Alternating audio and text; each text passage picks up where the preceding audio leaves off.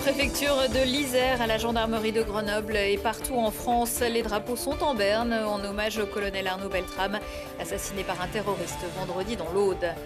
Après la Corée, direction Champ Rousse pour l'équipe de France handisport de ski, auréolée de leur médaille. Frédéric François, Marie Bochet et les autres remontés sur les planches pour les championnats de France.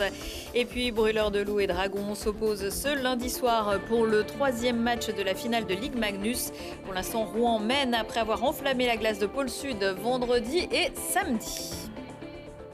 Bonsoir à tous, bienvenue dans ce JT du lundi 26 mars 2018. Toutes les heures à partir de 18h, l'essentiel de l'actualité du Grand Grenoble en moins de 10 minutes.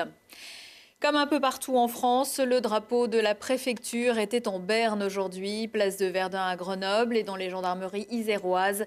Les représentants de l'État et des forces de l'ordre ont voulu rendre hommage au colonel Arnaud Beltrame, tué par un terroriste après avoir pris la place d'un otage dans un supermarché de Trèbes, dans l'Aude, vendredi dernier. Pour Yves Marzin, qui commande le groupement de gendarmerie de l'Isère, ce sacrifice renforce encore leur engagement. Tout d'abord, c'est un moment de recueillement à l'endroit des victimes qui sont mortes, et en particulier celle de notre gendarme qui a effectivement échangé sa vie contre celle d'un otage. Et ensuite, c'est le respect de son engagement jusqu'au sacrifice suprême qui nous oblige et qui nous rappelle les valeurs fondamentales qui font notre engagement initial en gendarmerie et qui ensuite sont continuées tout au long de notre formation initiale ou formation complémentaire pour que l'exemple du colonel Beltrame puisse nous servir d'exemple justement.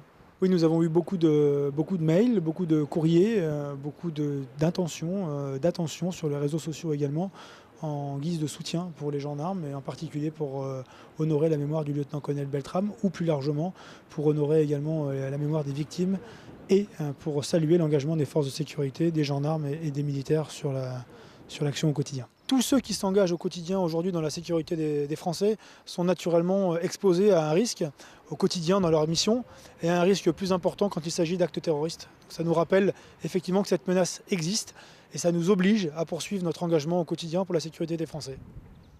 La cérémonie d'hommage à Arnaud Beltrame est prévue mercredi aux Invalides à Paris. 28 communes iséroises ont été reconnues en état de catastrophe naturelle suite aux pluies torrentielles qui se sont abattues dans le département entre le 3 et le 5 janvier dans le sillage de la tempête Eleanor. Dans un communiqué, la préfecture fait état d'inondations, de coulées de boue et de mouvements de terrain.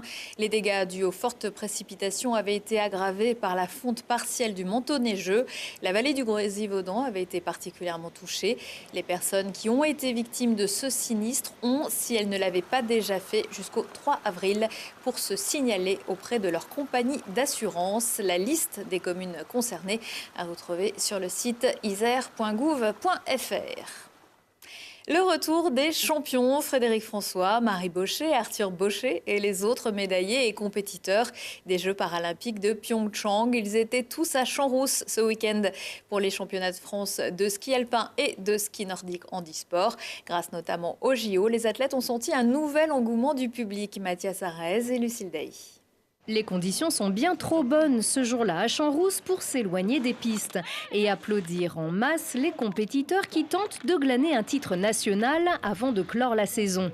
Mais les athlètes le savent, ça bouge autour d'eux et tout juste de retour des Jeux paralympiques de Pyeongchang, les médaillés se réjouissent d'une victoire d'équipe, celle d'être honorés comme des sportifs à part entière et de changer les regards sur le handisport. Le regard des gens, moi, c'est mon principal travail, mon principal objectif. Et du coup, ouais, j'ai l'impression que ça évolue quand même.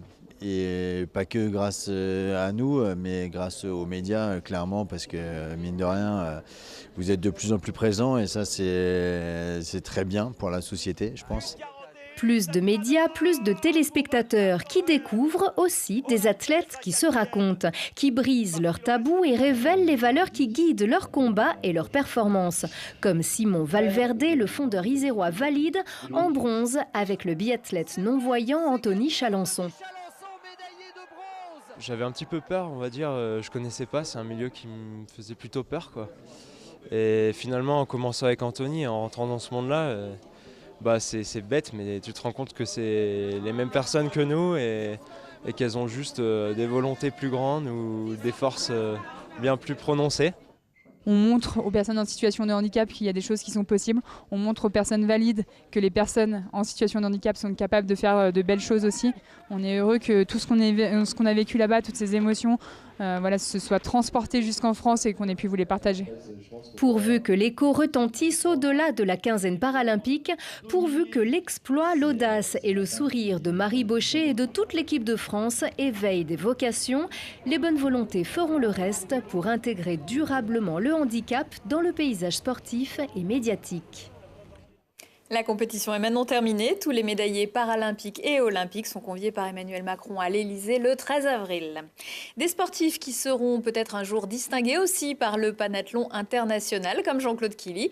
Le triple médaillé des Jeux olympiques de 68 a reçu samedi à la préfecture de l'Isère le flambeau d'or, un prix remis tous les 4 ans par l'organisation internationale qui œuvre pour la promotion du sport et ses valeurs. Étaient notamment présents de nombreux autres champions comme Mélina Robert-Michon, Edgar Gros-Piron ou encore Bernard Thévenet, le Grenoblois qui est président du district France du panathlon. Mauvais départ pour les Brûleurs de Loups dans la finale de Ligue Magnus qui les oppose à Rouen. Les Grenoblois se sont inclinés pour les 2 premiers matchs à Pôle Sud. Défaite vendredi 4-3 et samedi 3-0. Et dire que ce lundi soir, il va falloir aller chercher la victoire chez les Dragons en Normandie. Alors du côté des Brûleurs de Loups, c'est un peu la soupe à la grimace. Mais on se dit aussi que tout peut encore basculer.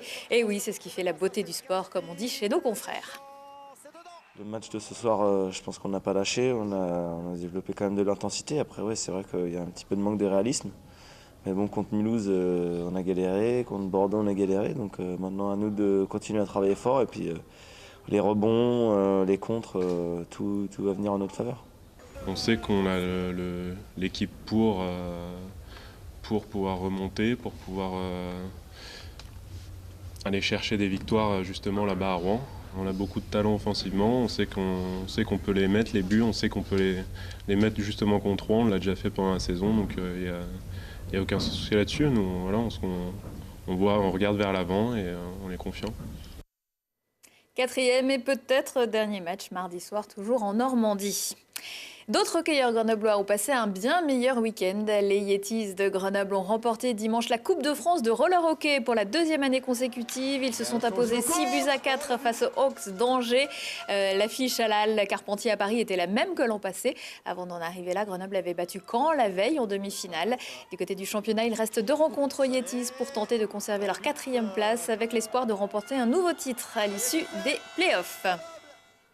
Peut mieux faire, malgré sa victoire 30-5 vendredi soir au Stade des Alpes face à Carcassonne. Le FCG peut nourrir quelques regrets. Regrets de ne pas avoir marqué le bonus offensif. Beaucoup de casse dans ce match. Visigna souffre d'une déchirure. Fifita, l'une des recrues très en forme, est blessée au doigt.